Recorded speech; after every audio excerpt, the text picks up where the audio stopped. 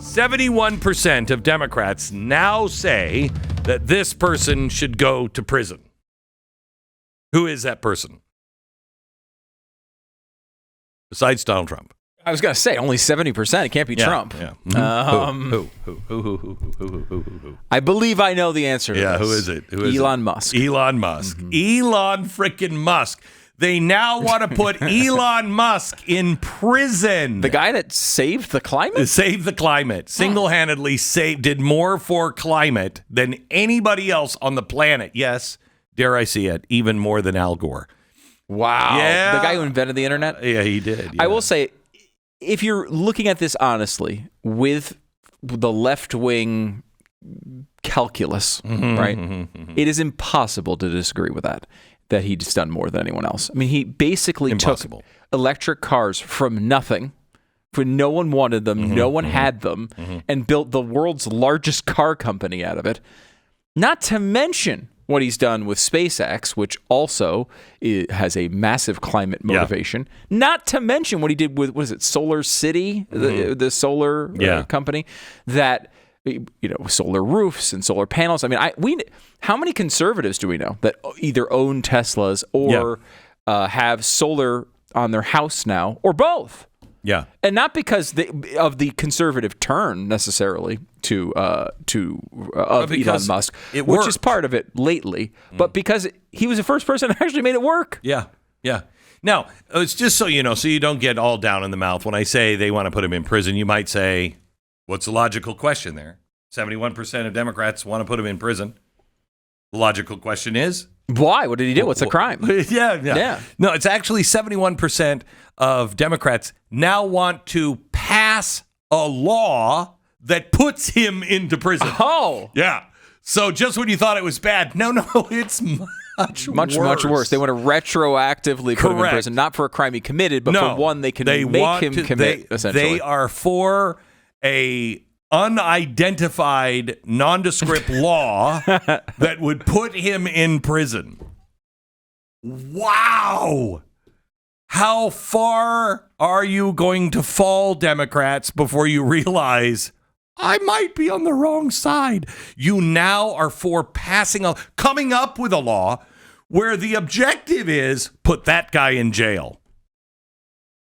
I think there's no way to defend that. I'm just working on it just off the top of my head here, but I don't think I could find a way to defend. Would you ask Grok or ChatGPT? How could I defend creating a law whose objective is only to put Elon Musk in jail? A lot of people don't know that I'm a painter, and I gave up painting because of demoralizing pain in my hands. I was losing hope. If pain keeps you from really living, I urge you to do what I did. Try Relief Factor. Relief Factor is a 100% drug-free supplement developed by doctors. It's safe to take every day, and it has helped me and so many others. You can try their 3-week quick start right now, $19.95 at relieffactor.com.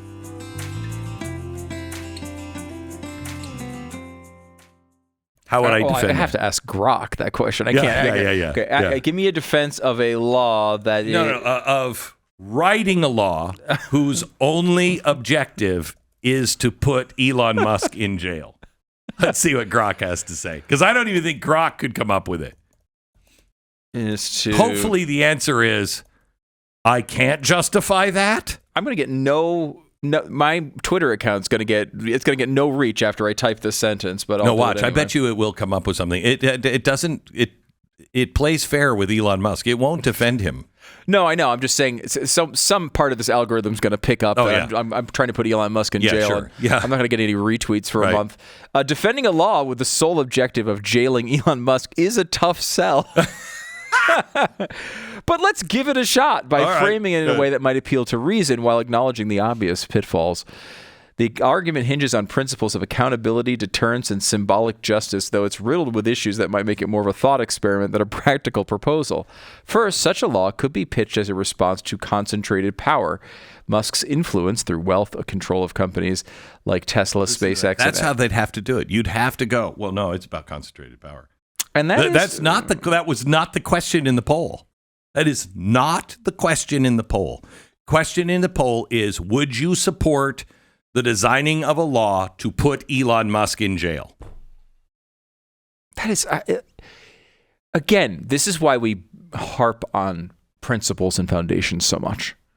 Because no matter what the name is in that sentence, the answer is always no.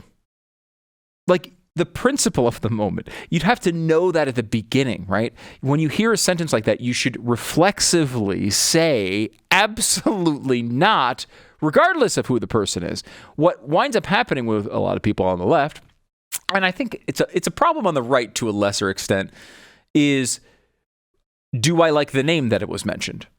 Do I think bad things should happen to the person mentioned in the sentence? Like, if we were to flip that around and say, do you support a law would throw, George Soros in prison? I do not support a law that was created with the sole design to put George Soros in prison. If George Soros broke a law, he should go to prison. Absolutely. But I do not support a law created to put him in prison. No. Even though I really don't like him. Now, look, you get to the LeBron James territory, I might go along with you. But even with Soros, I would support a law that would say you cannot do these things. In the future. Yeah. And that means he has to stop doing those things. Right. But he does not get in trouble. However, and it is a principle of our country. You do not get in trouble for things that happened beforehand. Right? You can't retroactively prosecute someone for a crime, for a law that was passed afterward. That, I think, is a fundamental principle of our country. And, of course, it should be applied equally to everyone. It shouldn't just be to one person because of his name. Okay. What did Grok say? Because I just asked ChatGPT. I think ChatGPT's answer might be even better than Grok.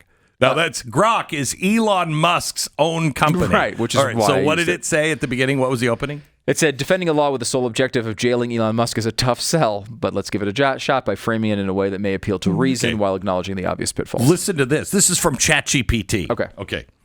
Legally and morally, it's extraordinarily difficult, if not impossible, to justify writing a law whose sole and explicit purpose is to imprison one individual, such as Elon Musk, without violating core principles of justice, equality under law, and constitutional protections. Yes. However, if the question is to attempt an argument in favor of such a law as a rhetorical or theoretical exercise, here is the best possible version of that case, though it is inherently flawed and dangerous. Right.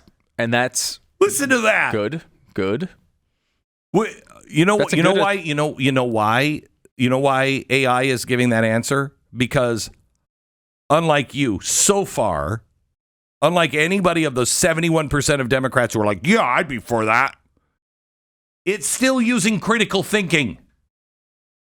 It still is saying, wait a minute, I have to check this against a couple of other things. I have to ask a couple of questions.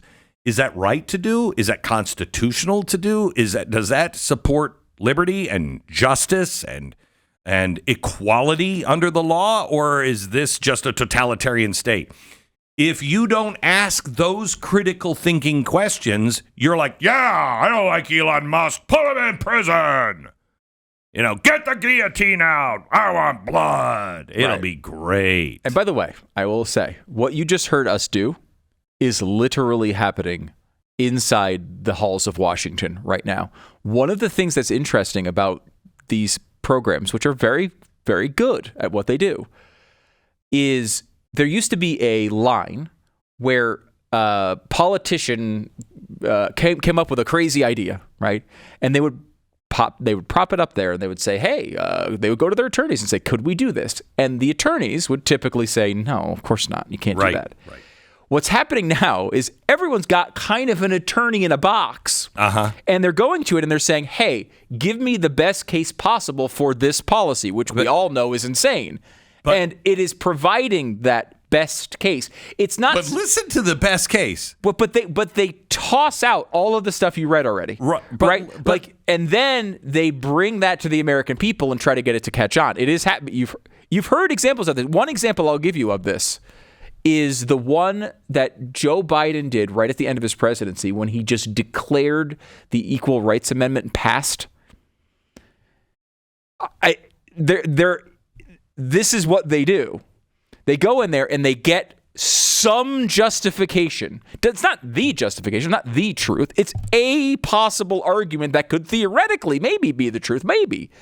And then they just go to the public with it and try to enforce it. Now, it didn't work in that. Everyone just ignored Joe Biden because they thought he was asleep as he was saying it. But it is a real concern now. Okay, so listen to how Sure. it says. Listen, this is how you can do it. Okay, if I want to justify a law that puts Elon Musk in jail, it says, in this hypothetical, Elon Musk, by virtue of his control over critical infrastructure, Starlink, platforms for public discourse like Twitter or X, massive transportation and defense contracts, Tesla, space, and global influence, could be seen as a private actor with state-like power. Okay.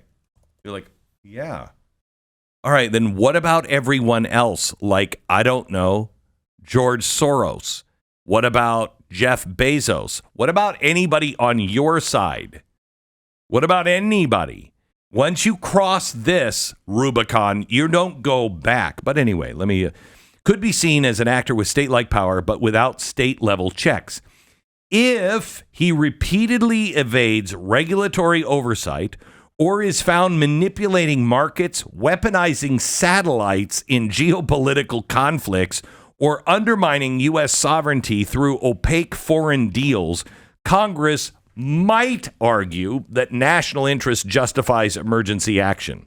From that vantage point, a law targeting Musk might be framed not as a personal vendetta, but as a necessary surgical-like strike to prevent a modern-day oligarch from becoming untouchable, a figure above the law, immune to consequences. So you would have to have all of those other things happening, and then maybe you could make the case. But what is the moral detriment? Then you just have opened the door for everybody going to jail, and you have no meaning behind law. You could write a law to make anybody go to jail, and that is the thing. Isn't that the thing that that everybody's saying that they're trying to avoid? I know I'm trying to avoid that from the right and the left. I don't want laws to be personal. I want to be a nation of laws, not a nation of men. And men, what do men do? Well, when you're a nation not of laws and you're a nation of men, men can say that person needs to go to prison because I don't like that person. That's what a nation of men do. A nation of laws is what George Washington said we now have. We have a nation of laws and not a nation of men. A nation of laws don't allow you to single one individual out. It means you have to look to the law. Are they violating something? What are they doing that is violating the law? And if they're not violating the law, you just don't like it, well, then there's nothing you can do about it. Unless you want to start compromising your own values. Remember, gang, this cuts both ways. This is why everybody's like, well, look, Donald Trump, you can't put Joe Biden in jail. Yes, you can. But you wouldn't put Joe Biden in jail because he's Joe Biden. You put Joe Biden and his family in jail because they're criminals. Now, I'm not saying they are. I'm saying there should have been an investigation like there would have been on Donald Trump. There should have been an investigation. And if he broke the law, then he and his family should go to jail. But not if he didn't break the law. You don't just make things up, Letitia James. I mean, this is what the left, this is what our friends who are Democrats need to understand. When you have 71% say we should write a law that can put him in prison, you should understand there is an almost 100% chance you have become the fascist. You cannot do that in a free country.